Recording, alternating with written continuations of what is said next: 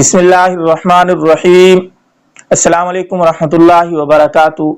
Facebook के ऊपर एक बात पढ़ने को मिली जिसके अंदर ये लिखा हुआ था कि कुर्बानी जो इंसान करते हैं ये जानवरों के ऊपर जुल्म करते हैं, इससे जानवर कम हो जाएंगे, गोश्त नहीं मिलेगा खाने को, इतना जुल्म करते हैं कि लाखों अरबों जानवर जो है एक ही दिन ज़िबा कर दिए जाते हैं। इस तरह की बातें वहां लिखी हुई थी और उसके ऊपर अजीब अजीब से कमेंट भी, कोई उसके हक में थे, कोई उसके खिलाफ थे।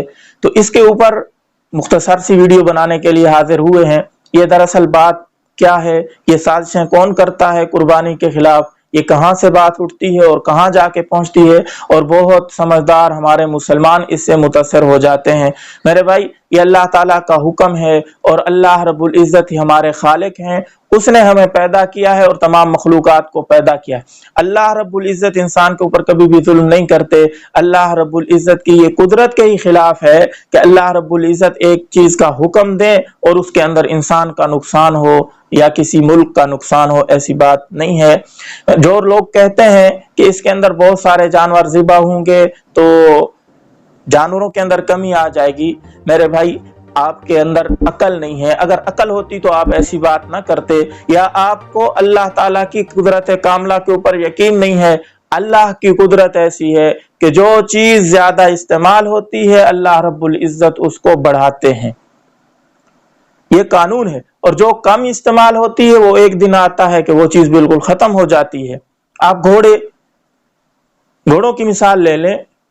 पहले दौर के अंदर कितने घोड़े हुआ करते थे, लोग जंगे लड़ते थे, फौजों के लिए पाले जाते थे, मुजाहिदीन घोड़ों के ऊपर जंग लड़ते थे। जब से ये जहाज, हेलीकॉप्टर और दूसरी सवारियों के ऊपर जंग शुरू हुई है, घोड़ों को कम होना सिलसिला शुरू हो गया। घोड़े बिल्कुल अब मिलते ही नहीं है, नजर ही नहीं आते। जैसे कुएं का पानी है, ये लोग कुओं से पानी लेते थे पहले दौर के अंदर। आजकल सहूलियात आ गई हैं, कुओं के अंदर पानी इस्तेमाल करना कम कर दिया है तो कुएं बिल्कुल खुश्क हो गए हैं। कोई आदमी कहे कि मैं, किसी गांव के अंदर अब भी कुएं हैं, कोई कहे कि मैं कुएं से पानी नहीं लेता इसलिए कि पानी मेरा खत्म हो जाएगा। अगर वो चंद रोज पानी नहीं लेगा तो मेरे भाई वो पानी खुश्क हो जाएगा। इसी तरह ये कुर्बानी के जानवर ज़िबा करने से जितने हम ज्यादा ज़िबा करेंगे बढ़ेंगे। पहले दौर के अंदर देखें, सहाबा इकराम ने कितने कितने 100 ऊंट ज़िबा किए। नबी अलैहिस्सलाम ने खुद 100 ऊंट अल्लाह के रास्ते में कुर्बान किए। 63 ऊंट खुद अपने हाथों से नबी अलैहिस्सलाम ने ज़िबा फरमाए।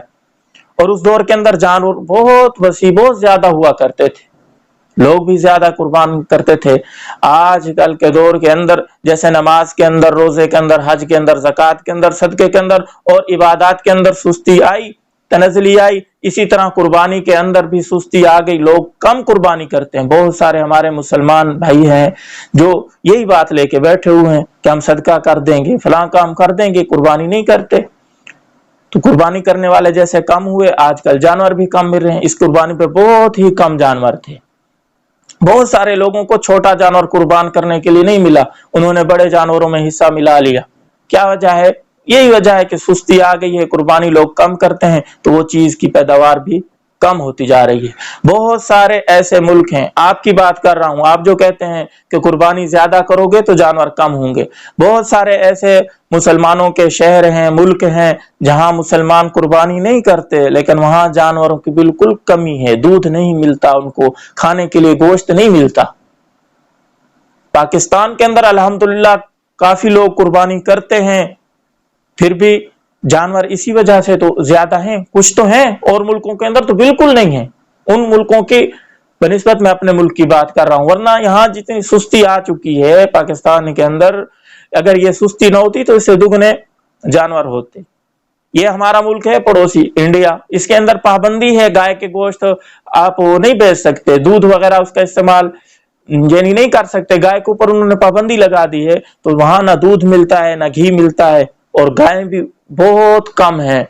किसी किसी गली के अंदर कोई इल्ला कलील गाय नजर आ जाए, वरना गाय नजर नहीं आती। क्या वजह है? उन लोगों ने इसके इस्तेमाल को कम किया तो वो चीज कम होती चली गई। अगर इसका इस्तेमाल ज्यादा होता, अंग्रेज के दौर के अंदर देखें, जब मुश्तरका हिंदुस्तान था, मुसलमान हिंदू अंग्रेज इकट्ठा रहा करते थे, अंग्रेज भी गाय को खाते, मुसलमान भी खाते, दूध वाफिर मिकदार में हुआ करता था, घी भी हुआ करता था। आजकल ना वहां दूध मिलता है ना घी मिलता है। क्या वजह है? गाय नहीं है। گائے بالکل ختم ہوتی چلی جا رہی ہے میرے بھائی، ایسی بات نہیں ہے۔ اور قربانی کرنے کے اندر بہت سارے منافع ہیں۔ سب سے بڑا نفع کیا ہے؟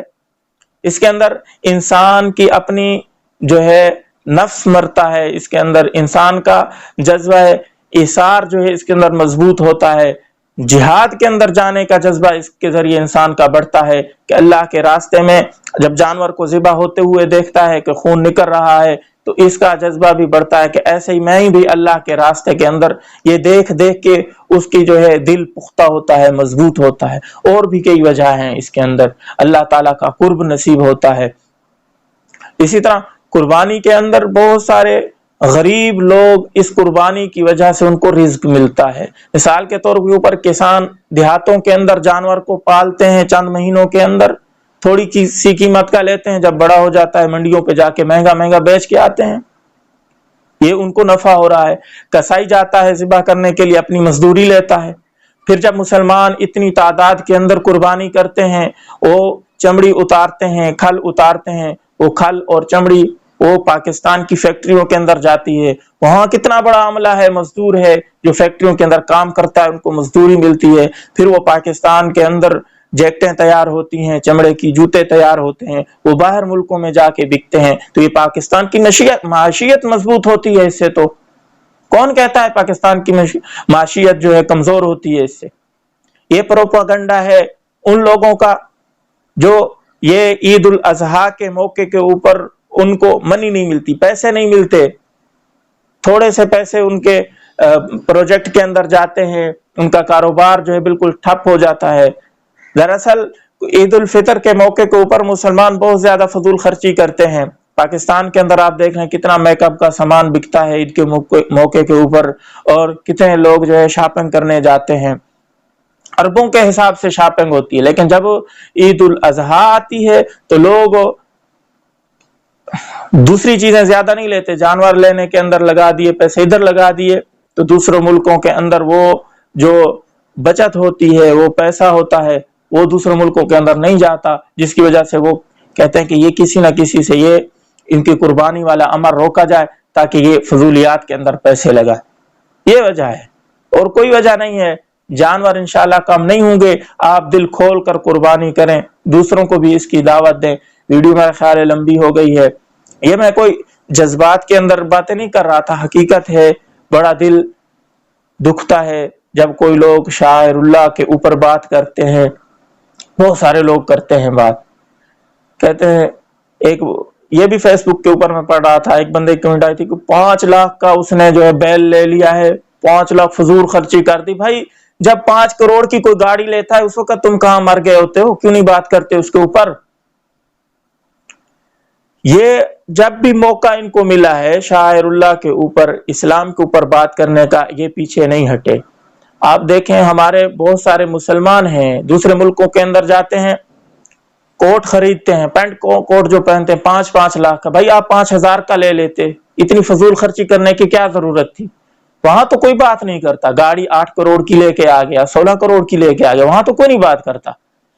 یہاں جب قربانی کے اوپر لوگ وسعت والے ہیں، ان کے پاس گنجائش ہے کہ اتنا 5 لاکھ کا وہ جانور لے سکتے ہیں تو وہ لے رہے ہیں، تو بھائی اس کے اندر کیا قباحت ہے؟ کیوں آپ بات کر رہے ہیں؟ جب بھی بات ہوئی ہے اسلام کے اوپر بات ہوئی ہے، اسلام کے کسی نہ کسی شاعر کے اوپر بات ہوئی ہے، خدا را باز آ جائیں اور مسلمانوں کو متنفر نہ کریں۔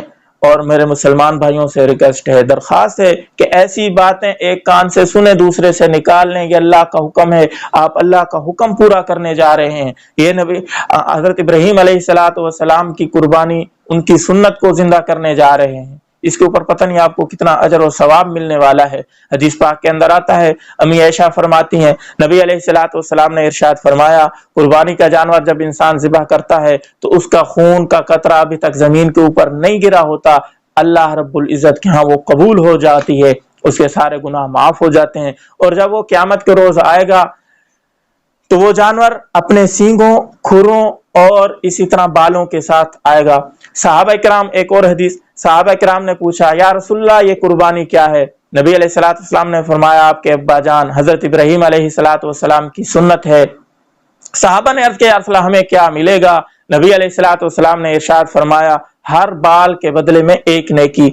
सहाबा कराम दीन के अंदर बड़े हरीस थे, उनके ऊपर फौरन ख्याल गया कि ये जो हम भेड़ ज़िबा करते हैं, दुम्बा ज़िबा करते हैं, उनके बारे में क्या हुक्म है या रसूलुल्लाह?